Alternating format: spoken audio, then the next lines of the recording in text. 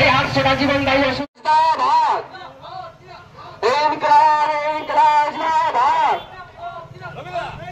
লোকসভা কেন্দ্রে প্রার্থী কমরেড সায়ন ব্যানার্জিকে দীর্ঘ 2 মাস ধরে প্রচার চালাচ্ছেন তমলুক লোকসভা কেন্দ্রে, আগামীকালই শেষ দিন, কি বুঝছেন, কি বলবেন? 2 মাস ধরে মাঠে চাষ করেছি, 25 তারিখ ফসল ঘরে তুলব।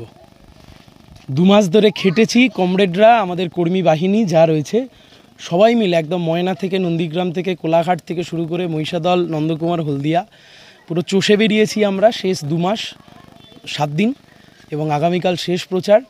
25 তারিখ লড়াই হবে, আমরা জিতব। তমলুক জিতছে সিপিএম।